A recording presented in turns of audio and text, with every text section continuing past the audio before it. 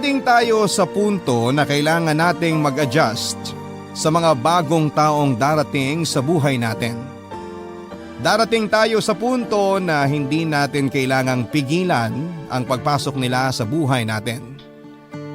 Ikaw kapuso, mga kabarangay, anong klaseng adjustments ang ginawa mo sa pagdating ng mga biglaang tao?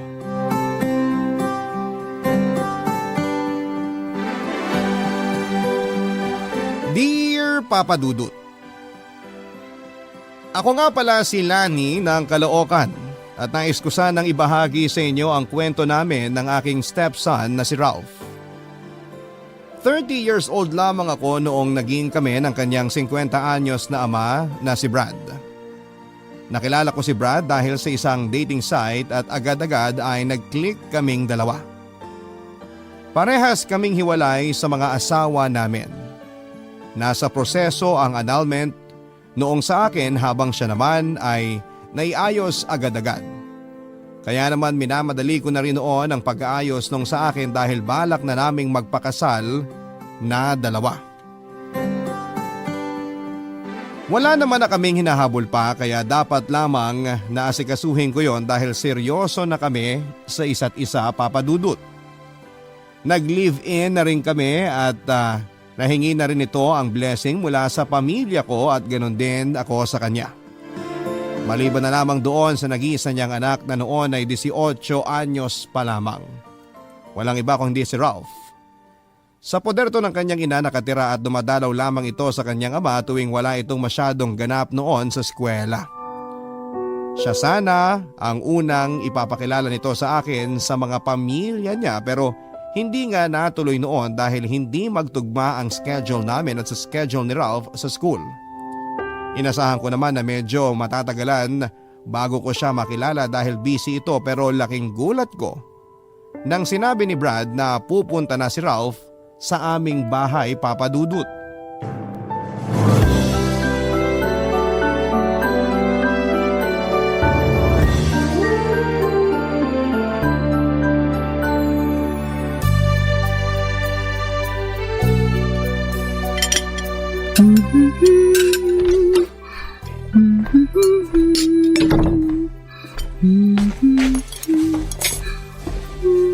Hi! Uy! Nakakagulat ka naman. Bigla ka na lang sumusulpot dyan. Tara, kain na tayo. Mukhang panalo na naman tong niluto mo ah. Gusto mo bang ipatalo ko na? Kung ganito ba naman lagi ang uuwian ko magmamadali talaga lagi ako sa trabaho. Sus, bola. Totoo nga. Tignan mo kapag natikman din ni Ralph tong luto mo, panigurado. Kasama ko rin yung mambobola sa'yo. Parang drawing na nga yung plano niyang pumunta rito sa bahay ah. Andito na siya bukas sa umaga. Hoy, agad-agad. Teka naman, hindi pa nga ako nakakapaglinis masyado. Makikita niya yung mga labahan ko. Ay, nilinis yung kwarto niya. Oh, relax. Nagpanik ka na naman dyan bigla. Hello, ilang oras na lang umaga na. Hindi ako octopus na maraming galamay para malinisan lahat ng dapat linisan dito, no? Hindi naman maselan yung anak kong yun. Palibasa tulad ko rin yun. Marumi rin. Pero kahit na. Unang impresyon nun sa akin burara at madumi. Ayoko nun. Hindi pwedeng ganun. Tutulungan kita maglinis mamaya after dinner. Ikaw naman kasi Dapat sinabi mo na kanina o kaya kahapon man lang na pupunta pala siya bukas. Dapat naman talaga hindi siya matutuloy bukas Kaso nag-cancel yung kaibigan niya dun sana sa lakad nilang dalawa bukas. Ayun, nabuksan yung schedule niya. Tinawagan niya ako tapos sabi niya pupunta na lang siya rito. Kakainis! Sana tinext mo man lang ako kanina habang nasa work ka. Gusto sana kitang i-surprise Kala ko matutuwa ka. Natutuwa naman ako pero kasi, syempre, dapat nagsabi ka talaga. Gusto ko syempre paghandaan tong unang pagkikita namin ng binata mo. Nakakatawa kang tignan. Para kang batang nakagawa ng kasalanan. Ang dapat mo lang paghandaan yung rice cooker natin. Damihan mong luto. Matakaw sa kanin yun. Kaya nung magpataob ng 2.5 rice cooker. Tapos ano pa? Dali magsabi ka na para kahit yun man lang maihanda ko. Allergic pala siya sa chicken. Hindi rin siya pwede sa alikabok gawa ng allergic rhinitis niya. Ay! Uunahin ko talagang maglinis mamaya. Hindi ako kampante sa kwarto niya. Pakiramdam ko, natamba ka na yun ng maraming alikabok eh. Kaya nga tutulungan kita eh. Bukod sa manok at alikabok, ano pa yung kailangan kong malaman tungkol sa kanya? May ugali yung anak ko na nangaaway. Nangaaway? Nung bata kasi yun, tuwing may girlfriend ako na yung pinakikilala sa kanya, nagwawala yun. Tapos aaway niya yung mga yun. Eh baka naman awayan lang ako niyan ha? Mukha namang hindi na. 18 na yun. Marami ng buhok yun sa tagong parte ng katawan niya. Mature naman na siguro yun. Tanggap niya na siyempre ang tatay niya kailangan din sumaya sa piling ng iba. Eh paano kung hindi niya ako magustuhan? Eh di hindi natin siya bati. Nakakainis to. Ikaw naman kasi. Masyado kang pressured eh. Akong bahala sa'yo. Mabait naman yung batang yun, maniwala ka. Makakasundo mo yun. Sigurado ka ha? Tutulungan ko kayo maging malapit sa isa't isa. Akong bahala. Kain na tayo?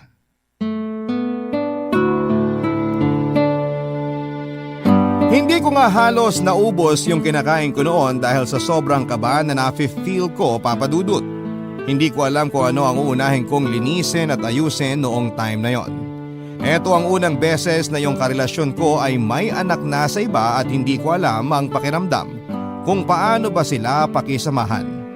Nasanay pa naman ako na nagpi-please ng bawat taong nakikilala ko. Gusto ko noon syempre na ma-please ko ang anak ni Brad. Hindi ko nga lang napaghandaan talaga at naisip ko na papalpak ang unang beses na pagpapakilala namin. Base sa kwento noon ni Brad ay nabuntis niya ang nanay ni Ralph mula sa dapat sanang one night stand lamang. Conservative ang nakalakhang pamilya noong ina ni Ralph kaya napilitan si Brad na pakasalan nito. Unang taon pa lamang ng kanilang pagsasama noon ay hindi na raw sila magkasundong dalawa dahil magkaiba sila ng paniniwala at prinsipyo. Nagkahiwalay din sila at minadali nga ang annulment para maayos na kaagad. Hindi man nag-work ang relasyon nilang dalawa ay nag-work naman silang mabuti bilang magulang ni Ralph. Yun nga lang habang lumalaki raw noon si Ralph ay nagpumilit ito na sa magulang niyang magkabalikan sila para maging isang pamilya silang muli. Kinausap nila ito at sinabi ang mga dahilan kung bakit hindi natanggap ng murang edad ni Ralph ang katotohanang hiwalay na ang mga magulang niya. Kaya siguro nito inaaway ang bawat nakakarelasyon ng mga magulang niya.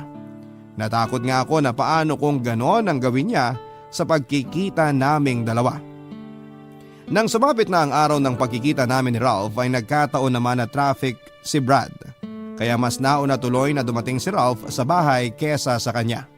Wala akong ibang choice kundi ang harapin siya kahit na wala pa ang tatay niya. Balak sana namin noon ni Brad ay siya yung magpapakilala sa akin kay Ralph. Pero dahil nahuli ito ay pinakilala ko na lamang ang sarili ko. Kamukhang kamukha ni Ralph si Brad. Walang dudang mag-ama ang dalawa. Sinalubong ko siya ng ngiti pero blanko ang mukhang hinarap nito sa akin, Papa Dudut.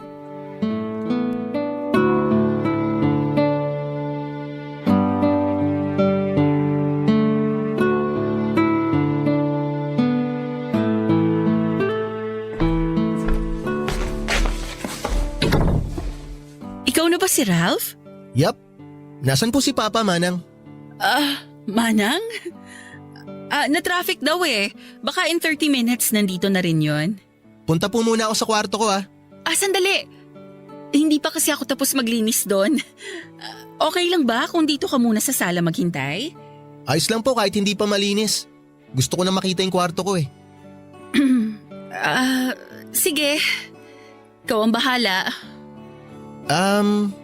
Nasaan nga po pala yung girlfriend ni Papa? Yung si Lani? Ako ang girlfriend ng papa mo. Huh? Ako si Lani. Parang masyado naman atang OA yung pagkakadescribe sa'yo ni Papa.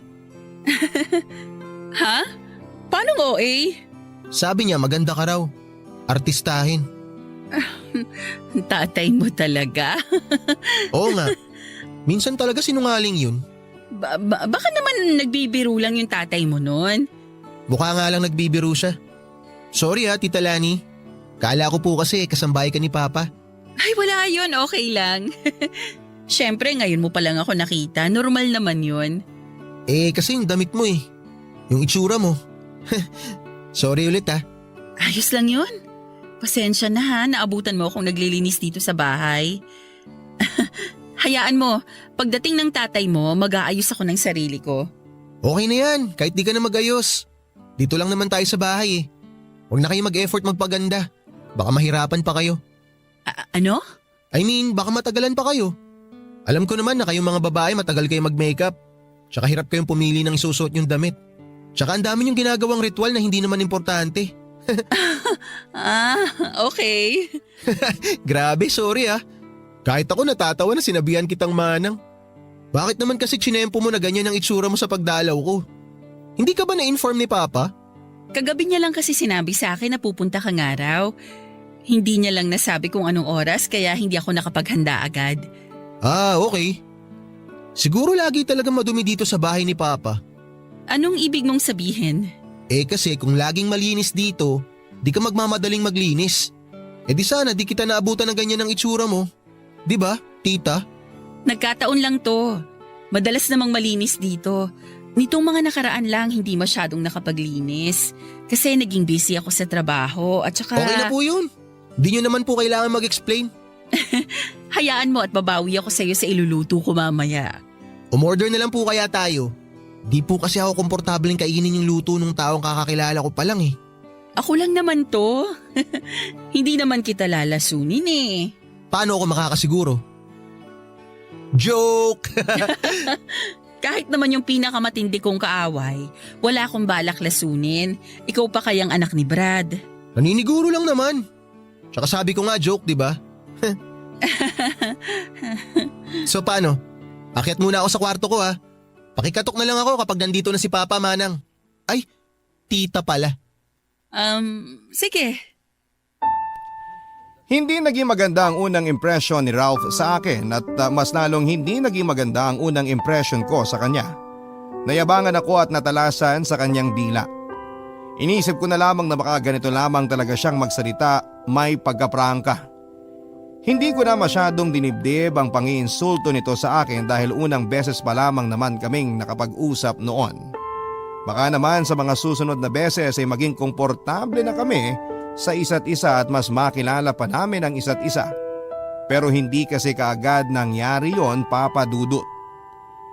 Nang mga sumunod na araw na nagstay siya sa bahay, palala ang ipinapakita niya ang kagaspangan ng ugali sa akin.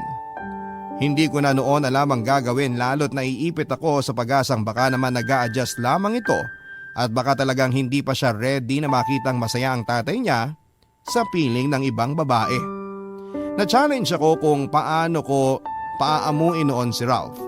Dahil sa tuwing pinipilit kong makipag-close sa kanya noon ay parang mas lalo naman siyang nagiging mailap sa akin.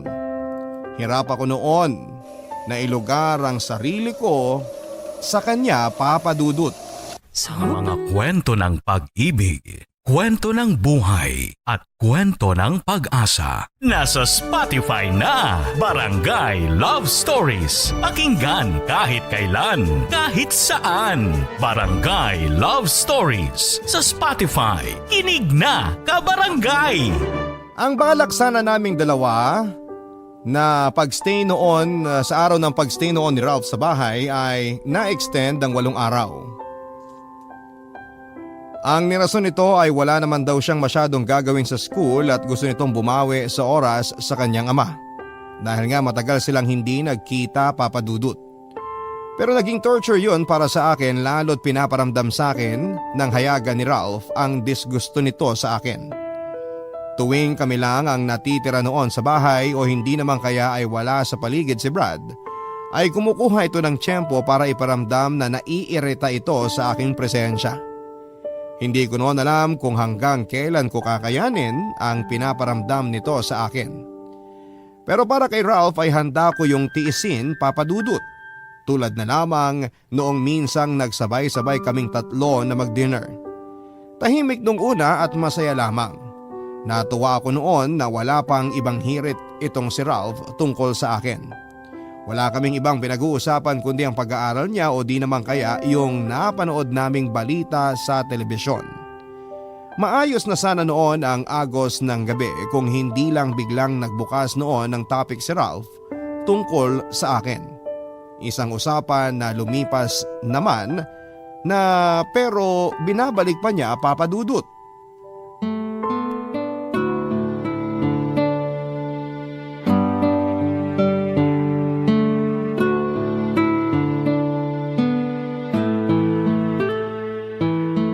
Ay, Papa, naalala ko lang po bigla.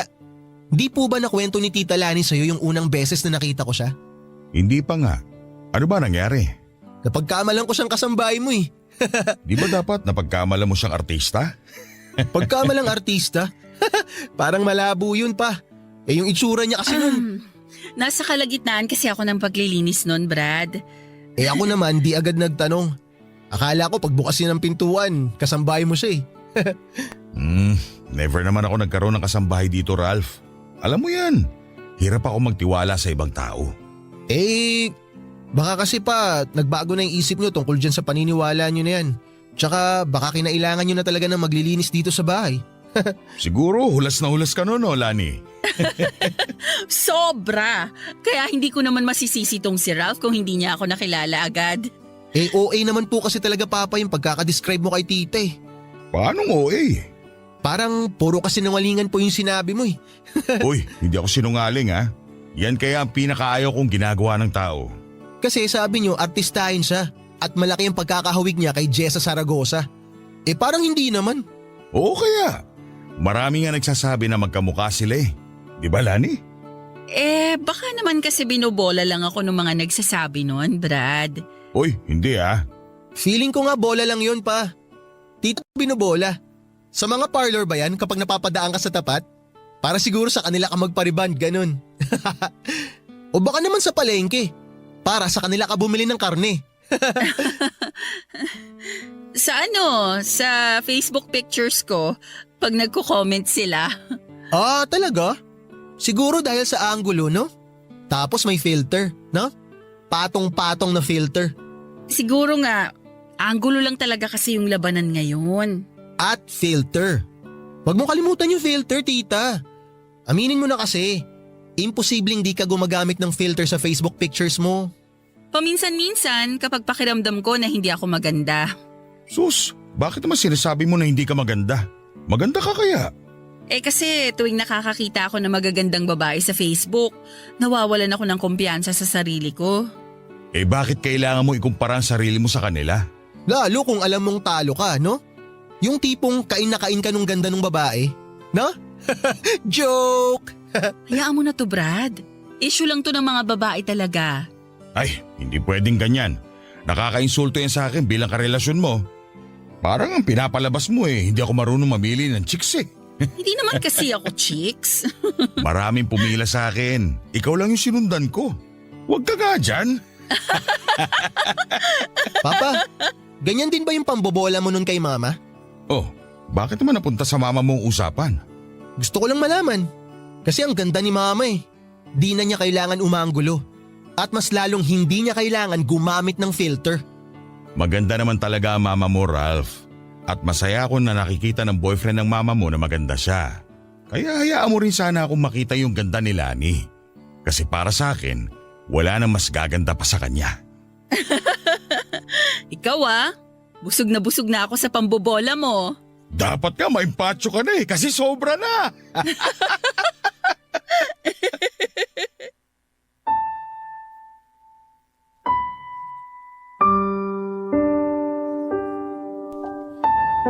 Sa gilid ng aking mga mata ay nakita kong nagdilim ang mukha ni Ralph nang pasimple akong pinagtanggol at pinuri ng kanyang ama.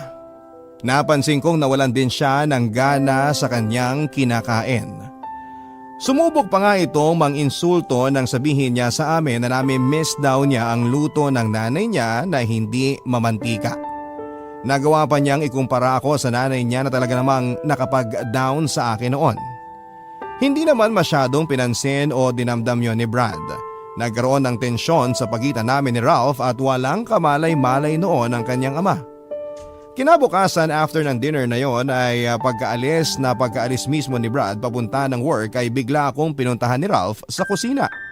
Akala ko ay kukuha lamang siya noon ng iinumin sa ref nang bigla ako nitong harangin habang nag-aayos ako ng lalagyan ng mga recados. Nagtaka ako pero hindi ko magawang itanong kung ano ang kailangan nito. Nakatingin kasi ito ng masama sa akin at hindi ako komportable doon. Hinintay ko siyang magsalita noon at sabihin kung meron ba itong tinatagong problema sa akin, Papa Dudut.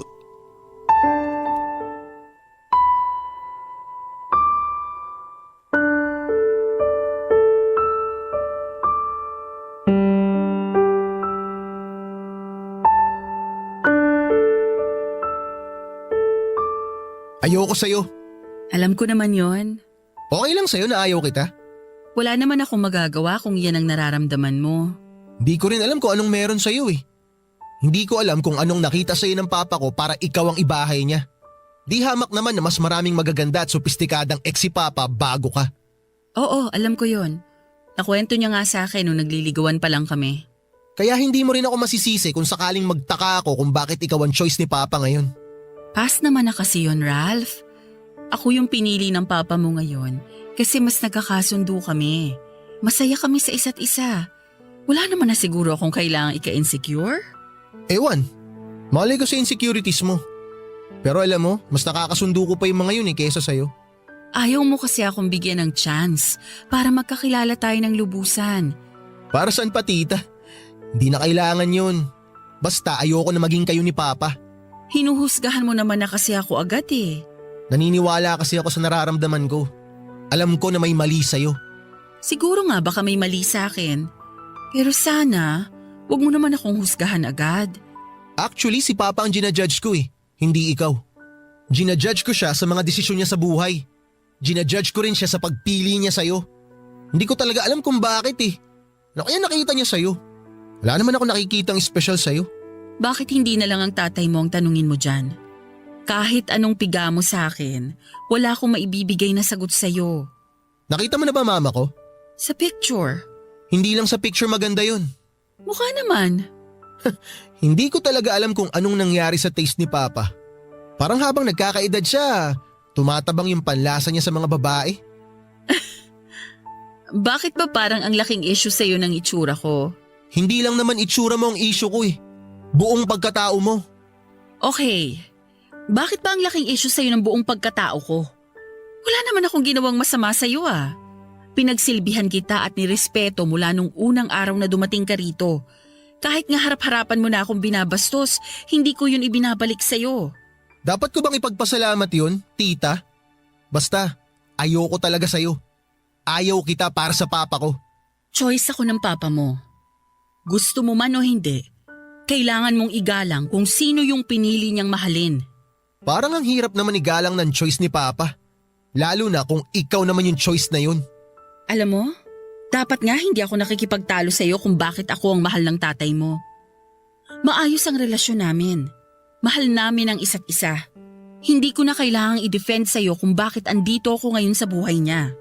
Alam mo tita, useless lang na i-defend mo. Kasi kahit ano pa sigurong sabihin mo, hindi ako makikinig sa'yo. Yun na nga eh. Bakit ko pa ba ipaglalaban sa'yo ang relasyon namin ng tatay mo? Ang importante sa amin, pareho kaming masaya sa piling ng isa't isa. Balang araw makikita mo yon. Balang araw, maiintindihan mo yon. Alam mo tita, Kung wala ka ng ibang magandang sasabihin, hayaan mo na lang ako dito sa kusinang maglinis. Magluluto pa ako ng ulam natin mamaya. Magsabi ka na lang kung anong gusto mong lutuin ko at pag-aaralan ko. huwag ka nang mag-abala tita. O order na lang ako ng sarili kong pagkain. Mula nung kinompronta ko ni Ralph ay hayagan na nitong ipinaramdam sa akin ang pagkainis niya. Napapansin ko noon na nananadya na rin siya madalas lalo tuwing wala na ang tatay niya. Nabuli niya ako sa sarili naming bahay ni Brad at sa totoo lang ay napipiko na rin ako noon at wala akong ibang magawa kundi ang iiyak na lamang iyon sa kwarto. Hindi ko naman magawang sabihin yon kay Brad dahil baka pagmulan lamang yon ng away ng mag-ama. Sinubukan kong itago ang lahat sinubukan kong unawain si Ralph, Papa Dudut.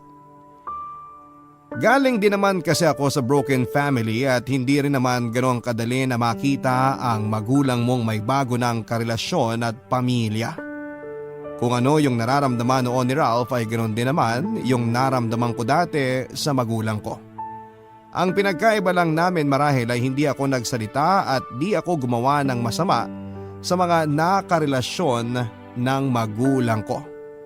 Nanahimik ako at Ibig, kwento ng buhay at kwento ng pag-asa. Nasa Spotify na, Barangay Love Stories. Pakinggan kahit kailan, kahit saan. Barangay Love Stories sa Spotify. Kinig na, kabarangay!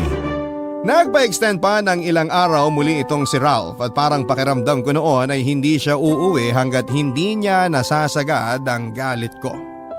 Napansin kasi nito na kalmado lamang ako sa tuwing pinaparamdam niya sa akin ang galit nito. Hindi ko galing pumatol talaga, Papa Dudut. Kaya siguro naiinis ito sa tuwing dinededma ko noon ang kagaspangan ng ugali niya. Madalas nga nagdadabog ito noon sa harapan ko o kaya naman ay pupuntiryahin niya yung luto ko. Maraming beses na sinasayang nito ang mga niluluto ko. Maglalagay siya noon ng maraming pagkain sa plato niya, titikman lang ng kaunti at pagkatapos ay iluluwa na. Hindi na niya ito kakainin pa at nakikita yon ng tatay niya. Pero hinahayaan na lamang siya, Papa Dudut. Nang mas tumagal nga ay mas lumakas pa ang loob nitong bastusin ako kahit kaharap niya ang tatay niya. Naisip niya marahil na mas maganda kung papatulan ko ang pangbabastos na ginagawa niya sa harapan ng tatay niya. Gusto niya sigurong pumitik ako noon sa harapan ng tatay niya para makita ang worst side ko. Tulad na lamang noong minsang nagbemeryenda kami isang hapon ng Sabado, Papa Dudut. Nagtatawanan kami ni Brad noon at hindi yon ikinatuwa ni Ralph.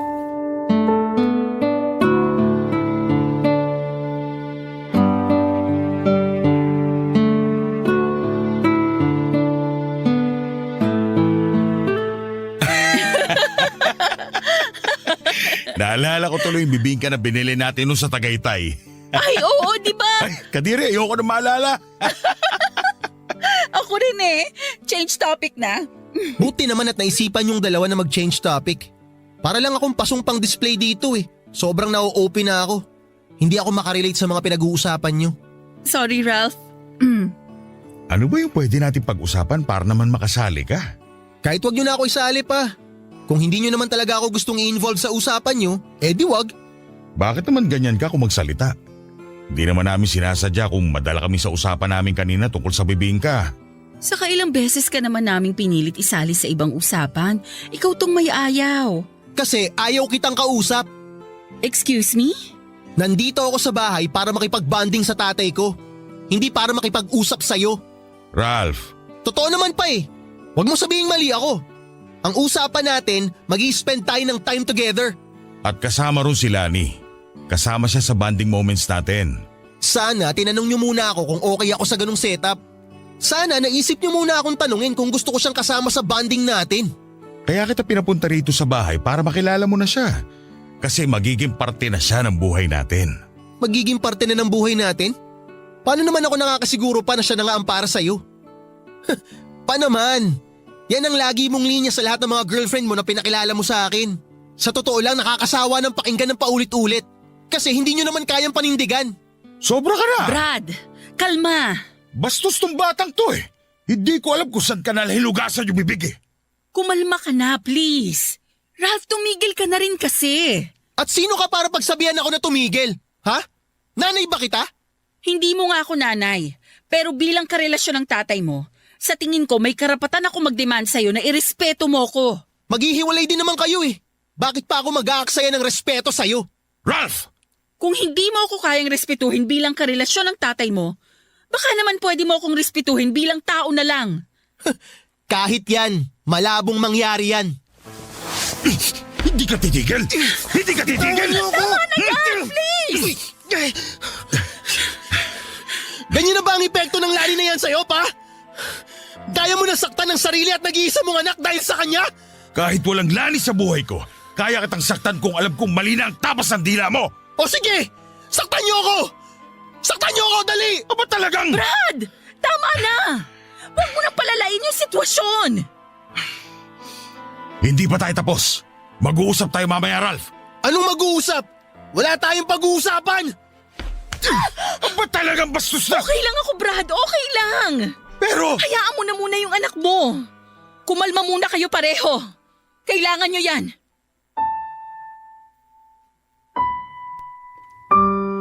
Matapos ang away na yon, Papa Dudut, ay umalis kaagad si Ralph at hindi namin alam kung saan siya nagtungo.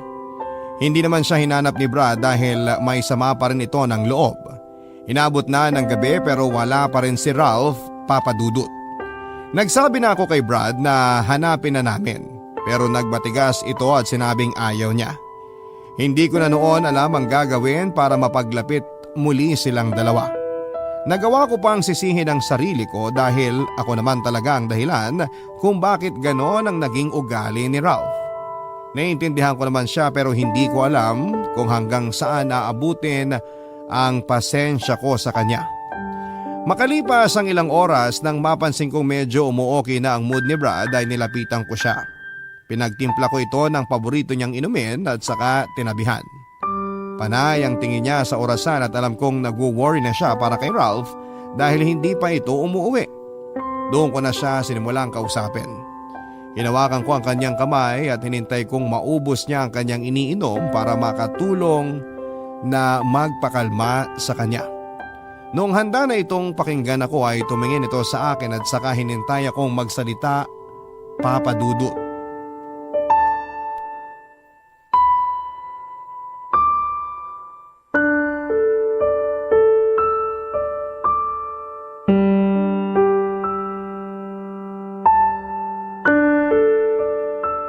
Hindi ako natuwa sa nangyari kanina, ha? Kahit ako naman. Sana hindi mo nalang pinatulan yung galit ng anak mo. At ipapatulan sumusobra na nga, hindi ba? Kalaban niya hindi ko alam yung mga pasimpleng bastos na hirit niya sa'yo. Pinalagpas ko lang yun para hindi masira ang bakasyon niya rito. Pero yung kanina… Oo, alam ko. Sobra na nga yung kanina. Pero sana maintindihan mo na nag-a-adjust pa yung anak mo sa idea na may bago ka ng karelasyon, na meron ng ako. Mag-a-adjust pa ba siya? Habang lumalaki siya, iba't ibang karelasyon ko na yung nakilala niya at lahat yun binastos niya. Hindi na yung problema sa adjustment Makasarili lang talaga siya. Bata pa kasi. Hindi rason yun. Marami akong kaibigan na kapareho ko ng sitwasyon. Pero tanggap ng mga anak nila na may karelasyon na silang iba. Bakit hindi niya yun magawa? Lahat naman ginawa ko para ibigay sa kanya lahat ng kailangan niya. Para hindi niya isipin na kulang ang ibinibigay ko sa kanya. Para hindi niya maisip na lahat inaabot ko sa mga nakakarelasyon ko. Alam ko naman yun. Pero hindi kasi solusyon na pantayan mo yung galit niya Masisisi mo ba ako? Nakita mo naman kung gaano siya kabastos kanina. Sa totoo lang, yun ang pinakamalalang ginawa niya sa lahat ng mga nakarelasyon ko. Siguro kasi nakikita niyang sobra yung pagmamahal mo sa akin kaya nagsiselos. Baka maagaw ko ang atensyon mo para sa kanya. Hindi naman mangyayari yun. Alam ko naman yun. Pero… Hindi ko alam kung bakit mo siya pinagtatanggol Alam mo namang mali yung ginawa niya kanina. Binastos ka na, hindi ka pa rin lumaban. Ano ba naman yan, Lani? Tulungan mo rin naman sana akong dumisiplina sa kanya. Hindi ko naman siya anak para gawin yun. Kahit na. Hindi ko lang kasi nagustuhan yung ginawa mo kanina na parang kinakampihan mo pa siya. Maliwanag naman na maling-mali siya sa ginawa niya. Hindi sa kinakampihan ko siya. Inuunawa ko lang. Sa ating tatlo, tayong dalawa dapat yung may mas malawak na pangunawa dahil tayo yung mas nakakaintindi. Ay, ewan ko. Mauna na ako sa kwarto. Itutulog ko na lang to. Kung yan ang tingin mong makakatulong sa'yo, sige. Matulog ka na muna. Huwag ka na magtagal at tabihan mo na kagad ako sa kama, ha? Okay. Liligpitin ko lang itong mga kalat sa mesa tapos susunod na ako sa kwarto.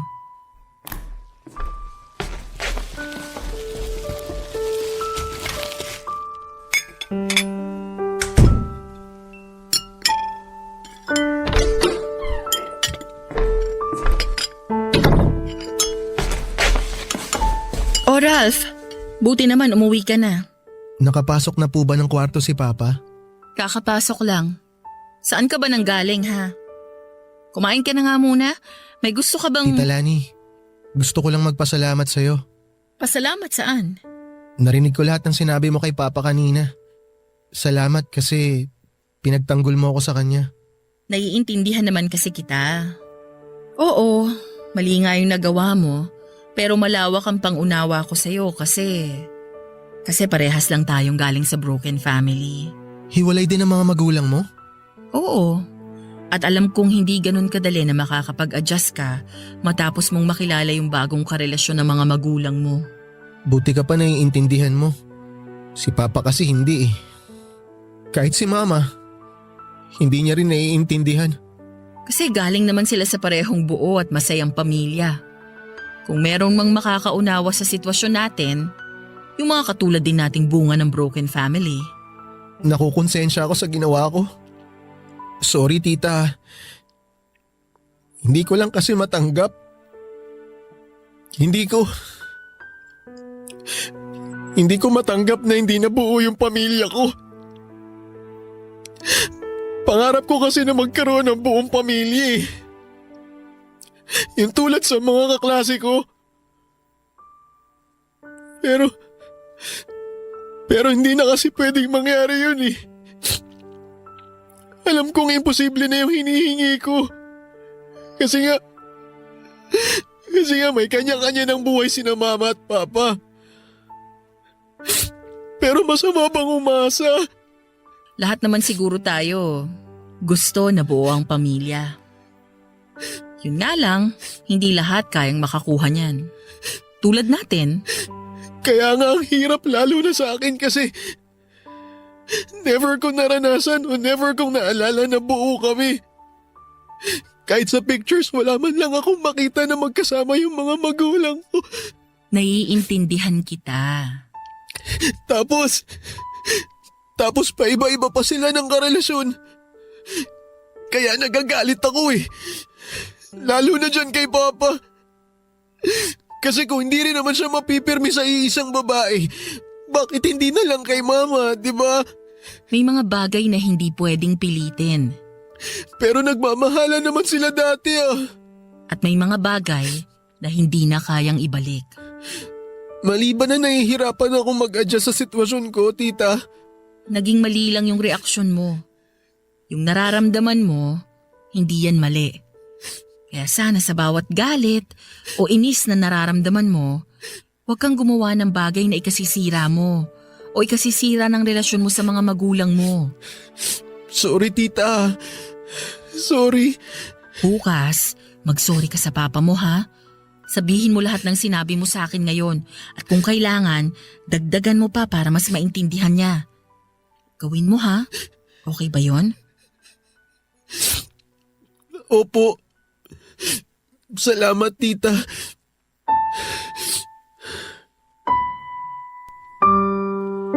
Nagulat ako nang bigla akong yakapin ni Ralph, Papa Dudut. Natunaw ang puso ko noon dahil nararamdaman kong wini-welcome na niya ako finally sa buhay niya. Sinabi ko nga sa kanya na hindi ko naman aagawin ang tatay niya sa kanya. Hindi naman ibig sabihin na porke andun ako sa eksena, makakasagabal na ako sa kanila. Kung meron mang ibang mangyayari, iyon na yung madadagdagan lamang siya ng taong nagmamahal sa kanya.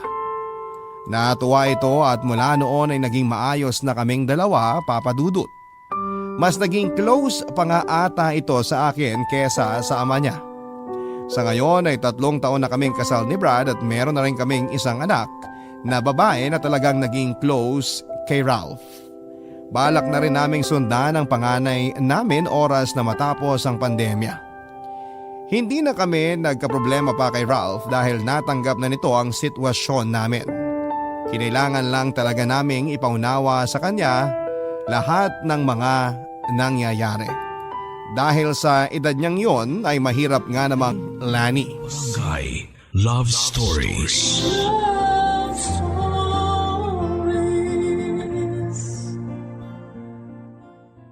Barangay LS 97.1. 97.1. Number 1. Forever. Ang mga kwento ng pag-ibig, kwento ng buhay, at kwento ng pag-asa dito sa Barangay Love Stories.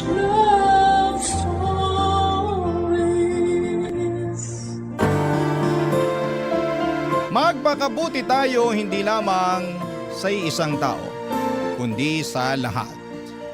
Dahil kung meron tayong kinikilingan, mapapagod sila na tayo ay pakisamahan.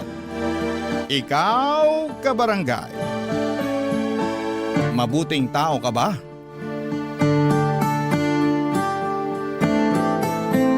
Dear Papa Dudut, naranasan nyo na bang mapunta sa isang sitwasyon kung saan ay nasadla kayo ng husto? Ako kasi ay oo, at yon ang gusto kong ibahagi sa mga kabarangay nating panatiko ng Barangay Love Stories. Pero bago ang lahat ay magpapakilala muna ako sa inyo.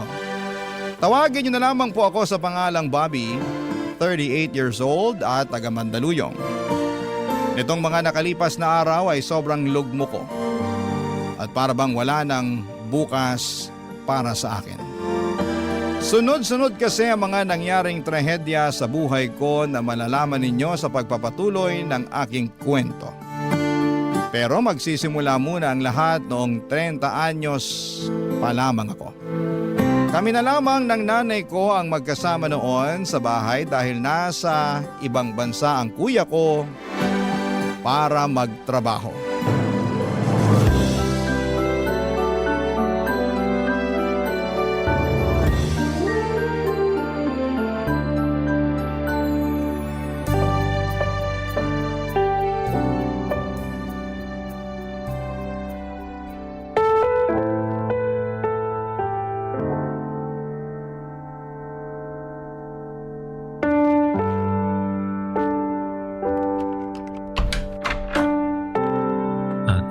Nay?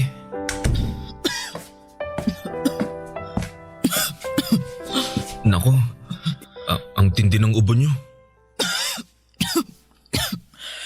Ayos lang ako, anak. Di po kayo mukhang ayos, Nay. Ayos nga lang ako. Ay, buti pa, abot mo na lang yung tubig dyan sa tabi ko nang makainom ako. Sige po. Ilapag ko lang muna tong bit-bit kong lugaw dito sa tabi, ha? Oh, Nay, ito na po yung tubig. Daan-daan po sa pag-inom, ha? Salamat, anak. Kumusta na po ang pakiramdam nyo? Nag-aalala po ako para sa inyo. Huwag kang mag-alala. Ayos na naman ang pakiramdam ko eh. Hindi na ako mainit. Tingin ko bumaba na ang lagnat ko pero inuubo pa rin ako. Kaya nga pinagluto ko po kayo ng lugaw at dinala ng gamot para makainom na kayo pagkatapos kumain eh. Kaya lang, wala naman akong panlasa. Parang ayaw ko tuloy kumain. Ay, kahit konti lang po, Nay. Para makainom na kayo ng gamot. Ano pa nga ba? O siya, kakain na ako. Yan. Very good po kayo, Nay. Very good ka dyan. Ano ako, bata? Di ba ganyan din naman kayo nung bata ako. Sinasabihan niyo akong very good kapag kumakain ako, lalo pag may sakit ako. Kaya ako naman na magsasabi niyan sa inyo ngayon. Sa bagay. Sinasabi ko nga sa'yo yun nun. Ang bilis talaga ng panahon, no? Dati-rati kayo ng kuya mo ang inaalagaan ko. Ngayon, kayo naman ang nag-aalaga sa akin. Kaibahan lang, nasa malayo ang kuya mo kaya ikaw lang ang mag-isang nag-aasikaso sa akin, anak. Matanong lang kita, no? Ano po yun? Hindi ka ba napapagod na alagaan ako? Nay naman, bakit naman po ako mapapagod? Nanay ko po kayo. Wala naman. Naisip ko lang kasi dapat sa edad mong yan may sarili ka ng pamilya. Kaso mukhang kasalanan ko kung bakit hanggang ngayon wala ka pa ring asawa. Nay, hindi niyo po kasalanan. Sadyang wala pa lang po talagang nagkakamali. Ano ba yung sinasabi mong wala pang nagkakamali?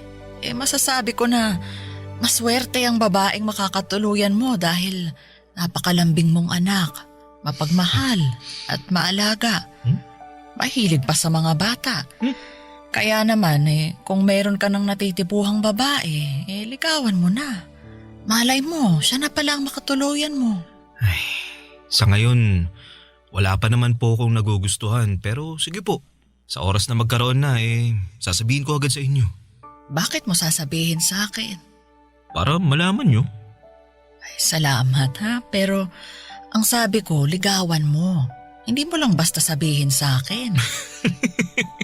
Nay naman Siyempre, liligawan ko pa rin naman siya pero gusto ko munang makilala nyo siya.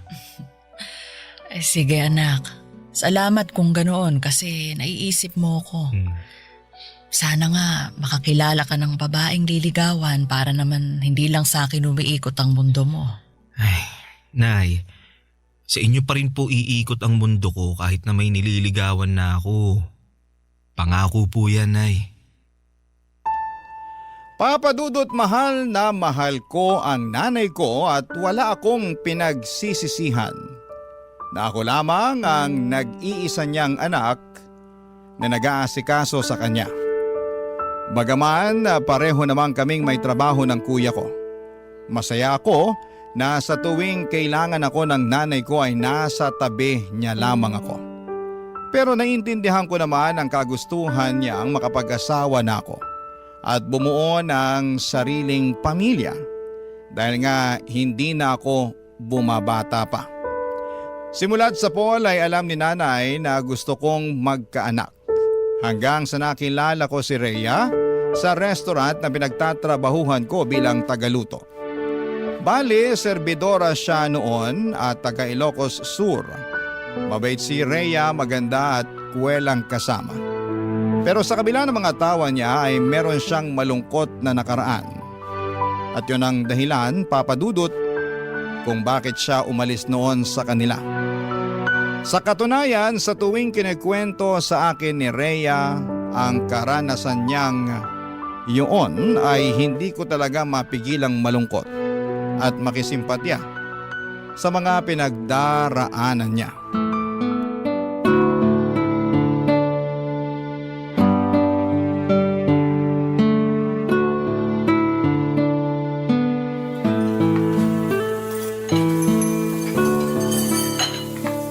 Kaya ayun, nangako ko sa sarili ko na magsisika para umasenso sa buhay. Kaya nga kahit mahirap at wala akong kaalam-alam sa magiging buhay ko rito sa Maynila nakipagsapalaran pa rin ako. Gusto ko pagbalik ko sa Ilocos ibang Rhea na ako. Hindi ko naman hangad na yumaman pero gusto kong magkaroon ng komportableng buhay. Kaya lalo mo ako napahanga Ang lakas ng fighting spirit mo. Uy, thank you pero kailangan Malay mo, meron pang magandang buhay na naghihintay sa'yo pag nagpatuloy ka. Ay, sana nga meron. Pero ewan ko. Minsan, hindi ko pa rin mapigilang mawalan ng pag-asa. Lalo't parang ang layo-layo ko pa rin sa mga pangarap ko. May iba ka pa bang pangarap bukod sa mabigyan ng maayos na buhay yung mga magulang mo sa probinsya? Gusto ko rin makakilala ng lalaki na magiging katuwang ko sa buhay. Yung mamahalin ako at aalagaan. At magkakaanak, syempre. Lalo't hindi na ako bumabata, di ba? Baka kumunat na tong matres ko pag pinatagal ko pa ang pagbubuntis. Sobra ka naman sa kumunat. Para namang chichirya lang na nahanginan. Uy, seryoso ako dun Kung kayong mga lalaki walang problema sa pagkakaroon ng anak kahit may edad na kayo, ibahin nyo kaming mga kababaihan. Hindi naman sa nilalahat ko, no? Kasi meron pa rin namang mga babae na nabubuntis pag umedad na ng 35 pataas. Pero madalas nahihirapan na talaga. Ganun ba yun? Oo. Kaya nga sana makilala ko na rin yung matinong lalaki na makakatuwang ko sa buhay. Naniniwala kasi ako na may inilaan ng Diyos na makakapareha natin sa buhay na to. Ikaw ba? Ganun din ba ang paniniwala mo? Oo. Bakit parang hindi ka pa sigurado? Naniniwala naman ako pero mas naniniwala doon ang nanay ko. Kaya nga pinaghahanap na niya ako ng mapapangasawa dahil tumatanda na daw ako. Talaga? Anong sagot mo? Yun, sabi ko, sige, Kung may makikilala ako at magugustuhan ko liligawan ko na tapos ipapakilala ko agad sa kanya. Ayun, natuwa naman at sobrang excited. Ewan ko ba dun? Ganun lang siguro talaga ang mga nanay. Sobrang excited na magkaroon ng apo. Ay, bigla ako tuloy na miss ang nanay ko. Kumusta na kaya siya? Hindi mo malalaman ng sagot kung hindi mo siya tatawagan. Tsaka na, wala na kasi akong load eh. Tsaka patapos na yung break time natin. Baka mamaya sitahin na tayo pag nag-overbreak tayo. Ay, oo nga pala. Masyado pa namang sip-sip yung naninita na yun. Kala mo naman kung sinong tagapagmana ng kumpanya kung umasta. Uy, baka may makarinig sa'yo ha? Uy, ano naman? Wala naman akong binabanggit na pangalan. Bato-bato na lang sa langit. Ang mag-react, pangit. Papadudo 3 buwan na noon si Rhea sa pinagtatrabahuhan namin at masasabi ko na naging sobrang close kami. Sa katunayan ay siya lamang ang dahilan kung bakit ako nag-stay sa pinapasukan ko. Gusto ko na kasing umalis noon dahil sobrang toxic na rin ang management namin. Alam ko naman na magiging malaking pagsubok na naman sa akin ang paghahanap ng mapapasukang trabaho. Lalo na high school graduate lamang ako. Bukod doon ay ayoko ring magtrabaho sa malayo dahil maiiwang mag-isa ang nanay ko sa bahay namin. Yun ang dahilan kung bakit hindi ko pa tinatanggap ang alok at tulong sa akin ng kuya ko na nag-ibang bansa na. Hindi nga nagtagal ay nagtapat ako ng pag-ibig kay Rhea at sinagot naman niya ako, Papa Dudut. Kasunod noon ay nabuntis ko siya, kaya lalo ako nagkaroon ng dahilan upang hindi na umalis ng Pilipinas. Barangay Love Stories. Barangay Love Stories. Papa Dudut, dahil sakto lamang ang kinikita ko sa aking trabaho ay wala pa akong sapat na ipon. Kaya naman, tinira ko muna sa bahay namin si Rhea. Winelcome naman siya doon ni nanay at sa katunayan ay sobrang sayangan ng nanay ko noong nalaman niyang magkakaapo na siya at palagi niyang hinihimas ang tiyan ni Rhea at kinakausap ang magiging anak namin. Bagay na kinagigiliwan naman namin ang kinakasama ko. Naging maayos naman ang pagsasama naming 3 sa isang bubong. Hindi rin issue sa kuya ko na magkaroon na ako ng anak pero nilinaw niya na si nanay na lang daw ang susustentuhan niya. Naintindihan ko naman yon dahil hindi naman niya pinupulot ang pera sa abroad. Kaya nga sinabi ko sa sarili ko na magsisikap ako sa pagtatrabaho para makaipon ng pera, Papa Dudut.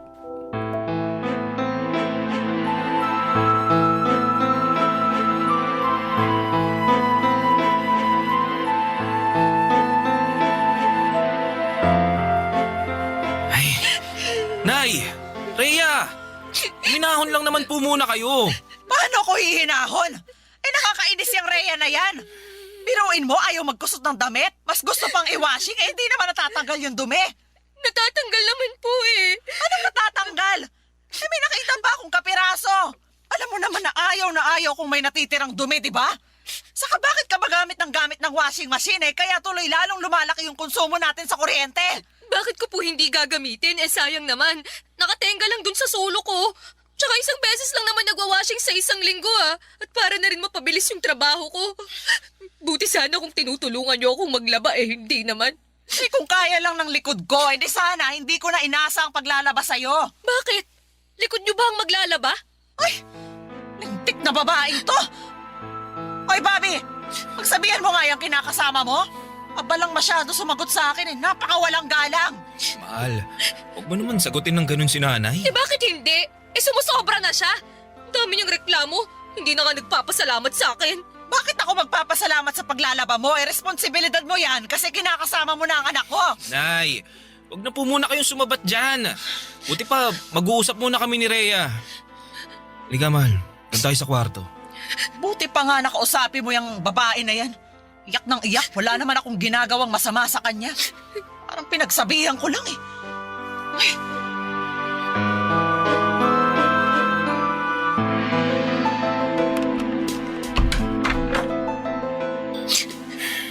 Ayos ka lang ba, mahal? Mukha ba akong ayos?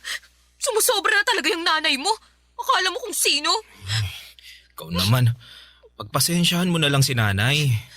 Masyado lang talagang mitikulosa yun, lalo na sa kalinisan eh. Nung kalakasan pa nun, halos araw-araw naglilinis yun ng bahay. Katwiran niya, para raw hindi mamuo yung alikabok at di rin magkasakit, lalo na hikain nun ng tatay ko nung nabubuhay pa. Kaya pala pinagalitan din niya ako nung nakaraan. Kasi hindi raw ako araw-araw naglilinis dito sa bahay niyo. Sa nakakapagod eh. Tsaka hindi niyo naman ako katulong dito para araw-araw maglinis ah. Kinakasama mo ko.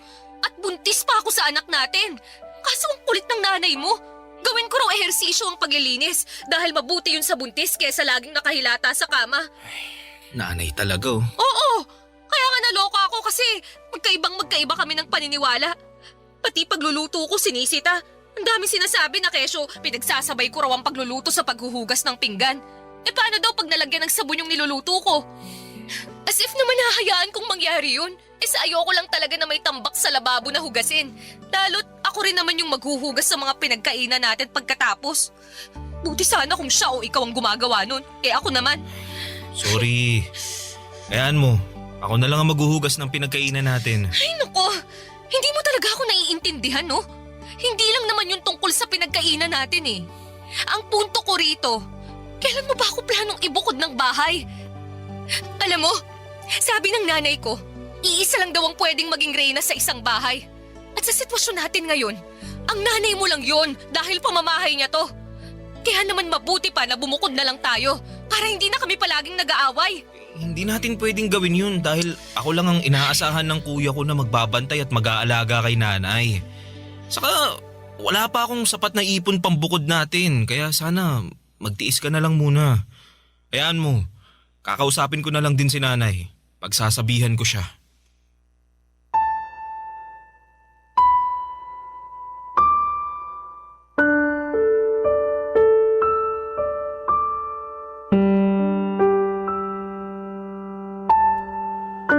Papadudot naiintindihan ko naman ang pinanggagalingan ni Rhea. At kahit na gustuhin ko na siyang ibukod ng tirahan ay hindi ko naman magawa dahil nga maiiwang mag-isa ang nanay ko. At ayoko ring mangyari yon kasi ako lamang ang inaasahan ni kuya na magbabantay at mag-aalaga sa kaisa-isa naming magulang. Kaya naman sinabihan ko na lamang si Rhea na magtiis dahil hindi rin naman ibang tao ang nanay ko. Nakita ko naman na sa abot ng makakaya ni Rhea ay hinabaan niya ang kanyang pasensya.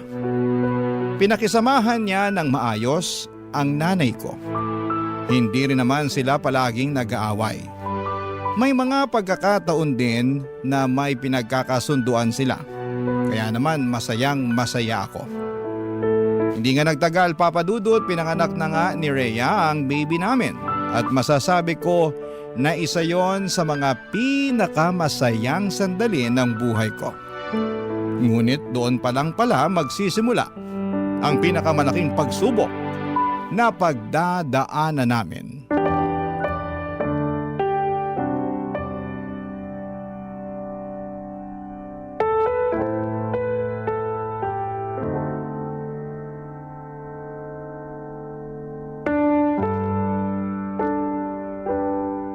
Sensya na, yun lang muna mabibigay ko.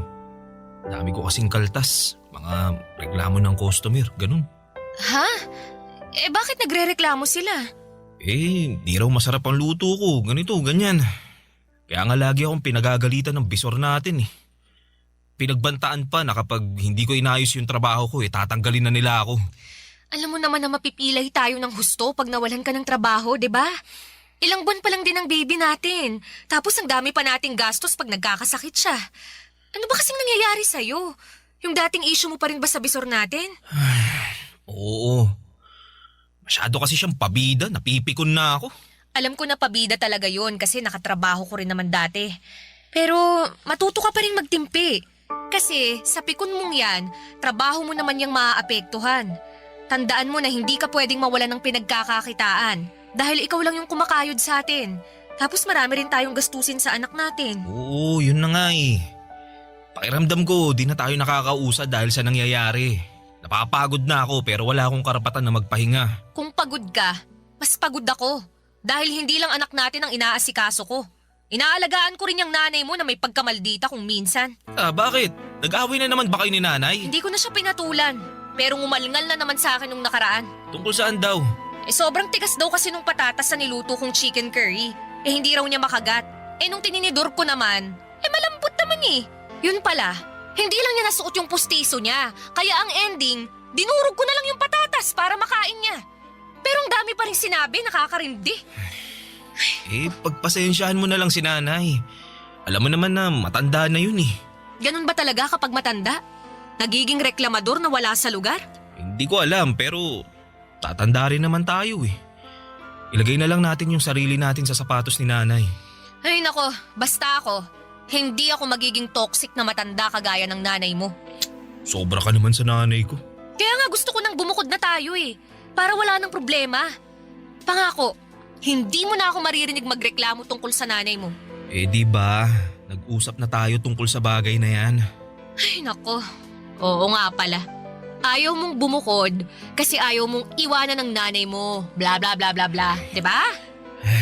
Ewan ko ba naman sa'yo at naisip mo na naman yan. Kita mo ngang hirap na hirap pa tayo sa pera. Pag nandito tayo, mas makakatipid tayo sa pagbabayad ng renta. Nakatipid nga tayo sa pagbabayad ng renta. Pero mukhang mapapagastos ka sa akin pag tumagal-tagal ang pananatili ko rito at pakikisama dyan sa nanay mo. Ha? Teka, anong ibig mo sabihin? Kasi baka ipasok mo na lang ako sa mental dahil nabaliw na ako nun. Rhea naman eh. Seryoso ako doon, Bobby. Ay nako, kawawa naman ako. Papadudot naging sakitin ang anak namin kaya naglabas-masok kami sa ospital. Dahil sa nangyari ay nagkautang-utang ako sa kuya ko, makabili lamang ng gamot para sa anak namin. Yun din ang dahilan kung bakit naghigpit kami ng sinturon. Dahil sa liit ng sweldo ko at sa laki ng gastos, para sa pangangailangan ng anak namin ay wala na halos matira sa akin. At yun nga ang pinag-ugatan ng away namin ni Rhea. At dahil maliit nga lang ang bahay namin ay naririnig ni nanay ang pag-aaway namin. Kaya hindi niya mapigilang makisali. Kapag nangyayari yon, papadudot. Lalo lamang naiinis si Rhea dahil pakiramdam niya ay nagkakampihan kaming mag-ina para pagtulungan siya. Naipit ako sa sitwasyon ng sobra. Para akong tupang naligaw mula sa kawan na naglalakad ng walang direksyon. Barangay Love Stories. Barangay Love Stories. Papadudot nung sa tingin ko ay pasan ko na ang daigdig. Nang mga panahong yon ay meron pa palang ilalala ang sitwasyon. At yun nga ay noong nagkasakit ang nanay ko. Mabuti na lang at nandyan si kuya para suportahan ang pagpapagamot niya, lalo na noong nadiskubre namin na meron siyang early signs ng Alzheimer's disease.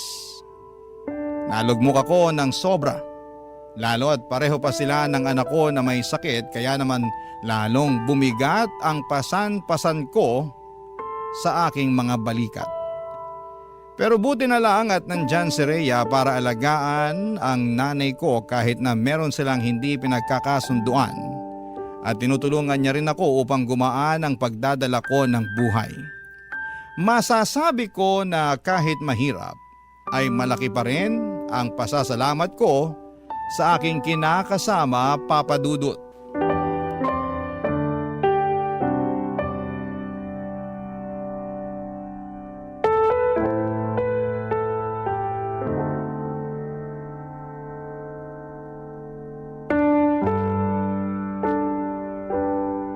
Dahil sa sabay na pagkakasakit ni nanay at ng anak natin, napag-isip-isip ko na tanggapin na yung alok na tulong ni kuya. para makapagtrabaho ko sa ibang bansa. Ano? Aalis ka? Oo, sana. Wala talaga akong mapapala kung dito lang ako magtatrabaho sa atin. Tsaka 'di ba, gusto mo na maghanap ako ng ibang mapagkakakitaan na mas malaki ang sweldo? Ito na yun. Oo nga, pero iiwan mo talaga ako rito sa nanay mo? Anong ibig mo sabihin? Anong ibig kong sabihin? Hindi pa ba halata na pag umalis ka maiiwan ako rito para alagaan ng nanay mo habang inaalagaan ng anak natin? Konting sakripisyo lang naman. Anong konting sakripisyo pinagsasasabi mo? Nagsakripisyo na ako, Bobby. Inalagaan ko na ang nanay mo, pero baka nakakalimutan mo na may sakit siya. Mas mahirap na siyang alagaan kaysa sa anak natin dahil minsan nagiging bayolente na siya. Ilang beses na niya kaya akong nasaktan, pero binabaliwala ko lang kasi nga may sakit siya. Alam ko naman yun, kaya nga nagpapasalamat kami ni Kuya kasi nandyan ka eh. Hindi pa lang talaga namin kayang kumuha ng ibang magbabantay at mag-aalaga kay nanay. Kaya ako na lang, kasi nakakalibre kayo sa akin, ganon. Naman sa ganun, Rhea. Totoo naman eh. Napakakuripot niyang kuya mo. Manong man lang kumuha siya ng ibang tao na mag-aalaga sa nanay niyo. Kasi nanay niyo naman yan eh. Hindi ko naman nanay yan. Nanay ko nga dun sa probinsya may sakit din eh. Pero hindi ko magawang alagaan. Buti sana kung wala tayong anak, Bobby. Pero alagain din yun. Tapos ngayon aalis ka. Iiwan mo ako rito mag-isa, ha? Anong gusto mong gawin ko? Manatili rito tapos araw-araw tayo mag-aaway dahil maliit lang ang sweldo ko. Akala ko pa naman gusto mong umasenso tong pamilya natin. At ngayon na may pagkakataon na tayo na makaluwag-luwag, ganyan ka naman umasta. Imbis na suportahan mo ako, mas inuuna mo pang bilangin yung paghihirap mo. Hindi ako nagbibilang ng paghihirap ko, ha? Hindi raw. Sa inyo nakikita ko eh. Kasi yun ang gusto mong tingnan. Ni minsan ba? Pinasalamatan mo ako sa pag-aasikaso ko sa nanay mo at sa anak natin kahit na pagod na ako. Hindi naman, di ba? Kasi para sa inyo ng kuya mo, responsibilidad ko na alagaan yung nanay nyo dahil nakatira ako sa pamamahay nyo. Yun nga ang rason kaya gustong-gusto ko nang bumukod tayo. Kaya lang atrasado ka naman dahil sa nanay mo. Nanay ko ang pinag-uusapan natin dito ha. Hindi siya ibang tao kaya magdahan-dahan ka sa mga sinasabi mo tungkol sa kanya.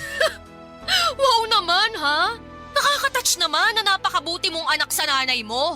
Pero hindi ka naman mabuting kinakasama. Bawiin mo yung sinabi mo! Ayoko nga! Bakit ko babawiin? Totoo naman lahat ng yon. Buti pa dyan ka na. Saan ka pupunta? Sa kwarto. Tutulog na kasi baka bigla pang bumangon yung nanay mo at makisali sa away natin. Magkakampihan lang kayo. Kawawa naman ako sa inyo.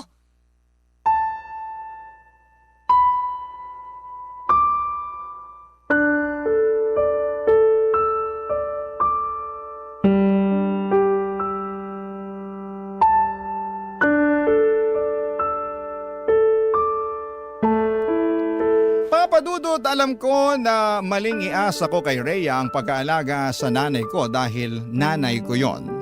Ako ang anak noon kaya ako dapat ang gumagawa ng mga bagay na yon. Pero pare-pareho kaming pupulutin sa kangkungan kung hindi ako magsasakripisyo sa ibang bansa. Kaya nga kahit masakit sa akin na mapalayo sa mga mahal ko sa buhay ay tiniis ko.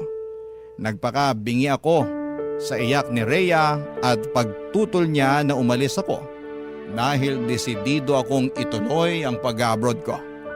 Natuloy nga ako sa ibang bansa sa tulong ni Kuya at masasabi ko na malaki ang pag-a-adjust na ginawa namin ni Rhea. Palagi kaming nag-uusap sa video call kahit na magkaibang oras sa mga bansa na kinakaroonan namin. Nagbabalitaan at nagkukumustahan at laging sinasabi ng kinakasama ko kung gaano na siya kapagod sa pag-aalaga kay nanay at sa anak namin tapos ay nami-miss pa niya ako. Pero ang sagot ko lamang ay kaunting tiis na lamang muna. Hanggang sa dumalang na lamang ang pag-uusap namin dahil naging busy na ako sa pagtatrabaho. Makalipas nga ang 3 taon ay natapos na ang kontrata ko pero imbes na bumalik sa Pilipinas ay nag-extend ulit ako sa pagtatrabaho ko. Bagay na pinagtalunan namin ng matindi ni Rhea. Gusto na niya kasi akong umuwi at magtrabaho na lamang sa Pilipinas dahil nga sa hirap na siya sa pag-aalaga sa nanay ko na noong mga panahong yon ay lumalala na ang sakit. Pero natakot akong umuwi sa Pilipinas para magsimula ulit. Kaya nanatili lamang ako sa abroad. Makalipas nga ang maraming taon ay nakaramdam na ako ng kapaguran at pagkamis sa mga minamahal ko sa buhay. Doon ko naisip na gusto ko nang umuwi para makasama ang nanay ko at ang aking mag-ina.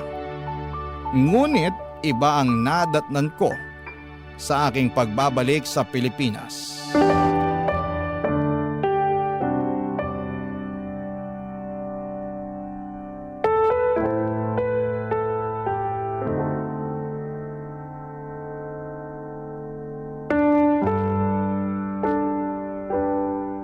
Rhea naman, halos kararating ko lang galing abroad.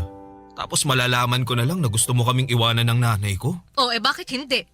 Ang tagal kong hinintay ang pagbabalik mo para may mapag-iwanan na ako dyan sa nanay mo. Kahit naman paano may konsensya pa rin ako. Dahil ayoko siyang ipagkatiwala kung kani-kanino. Ngayon na nakabalik ka na, aalis na ako. Iiwan ka na namin ng anak mo. Rhea, parang awa mo na. Huwag kayong umalis ng anak natin. Paano na lang ako pag nawala kayo? Sino na lang ang makakasama ko mag-alaga kay nanay? Tagapag-alaga lang talaga ng nanay mong tingin mo sa akin, no? Di naman sa ganun. Anong hindi sa ganun? Ganun yun! Ilang taon kong inalagaan ng nanay niyo, Bobby. Ni ha, ni ho, wala akong narinig sa inyo ng kuya mo. Ilang taon mo rin akong narinig na nagsabi sa'yo na napapagod na ako. Pero hindi mo ko pinakinggan. Ang tagal mo sa abroad, pero hindi man lang pumasok sa kokote mo na maghanap ng mag-aalaga sa nanay niyo, no? Sinamantala niyo talaga na makatipid kasi nandito naman ako. Ang kakapal ng mukha niyo. Sana pala siningil ko kayo sa ilang taon kong serbisyo sa magulang niyo. Tawarin mo kami, Rhea. Di naman namin sinasadya. Pwes patawarin mo rin ako kung mas gusto ko na lang iwan kayo. Dahil pagod na ako sa inyo. Di ba natin pwedeng ayusin yung pamilya natin? Kinakasama mo ko, may anak tayo. Kinakasama na wala namang pagmamahal sa akin. Di totoo yan. Totoo yan. Dahil yun ang pinaramdam mo sa akin.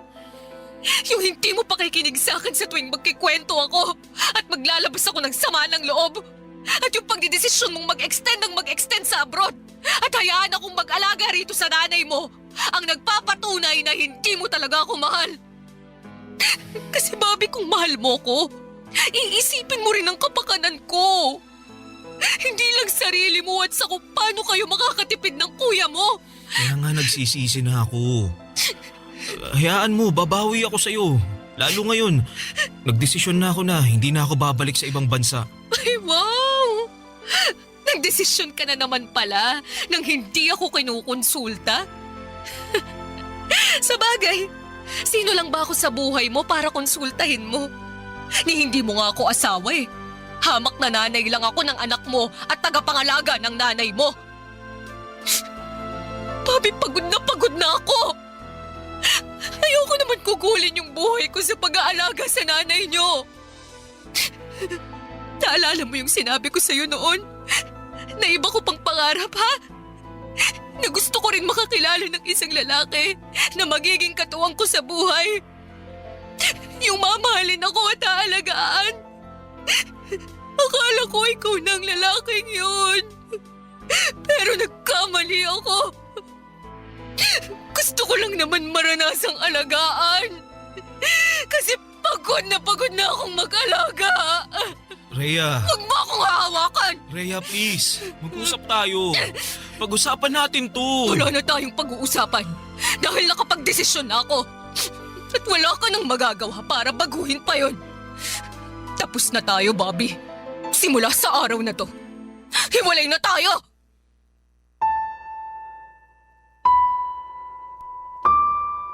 Papadudot, wala akong nagawa noong nag-alsabalutan na si Rhea at tuluyan nang umalis sa bahay namin kasama ang aming anak. Hindi ko na sila napigilan pa, lalo at kasabay noon ay nagwala si nanay, kaya kinakailangan ko siyang intindihin. Durog na durog ang puso ko dahil sa pangyayaring yon, lalo na at hindi yun ang tagpong inaasahan kong dadatnan pag uwi ko sa Pilipinas. Makaraan ng isang linggo ay nabalitaan ko na lamang sa dati naming katrabaho na meron na palang bagong kinakasama si Rhea. Galit na galit ako. Pero naisip ko na baka Yung taong yun lang din ang nasa tabi niya noong mga panahong wala ako at hindi siya pinakikinggan. Kaya nga mas lalo lamang akong nasaktan at sumama ang loob sa aking sarili. Kasalanan ko talaga kung bakit ako iniwan ni Rhea. Akala ko, Papa Dudut, ay wala nang isasakit pa ang nangyari sa buhay ko. Pero neto lamang Hunyo ng taong ito ay biglang namatay ang nanay namin. At kahit na ilang buwan na ang lumipas ay hindi pa rin ako makausad. May mga gabi na lagi akong nagdarasal. At hindi na sana magising sa umaga ako para hindi ko na rin maramdaman yung matinding sakit na halos pumilas sa libu-libong piraso ng aking puso. Pero kahit na gano'n ang mga nangyari ay nananatili pa rin akong buhay. Umaasa na lamang ako na balang araw ay makakausad ako at makakaahon sa lusak na aking kinakasadlakan. Hanggang dito na lamang po ang sulat ko, Papa Dudut. Maraming salamat po sakaling mapili po ninyong i-ere sa programa ninyong Barangay Love Stories. God bless and more power sa inyong istasyon. Ang inyong forever, kapuso at kabarangay, Bobby. Anong say mo sa Barangay Love Stories na ito? Pagkwentuhan natin sa comment section yan.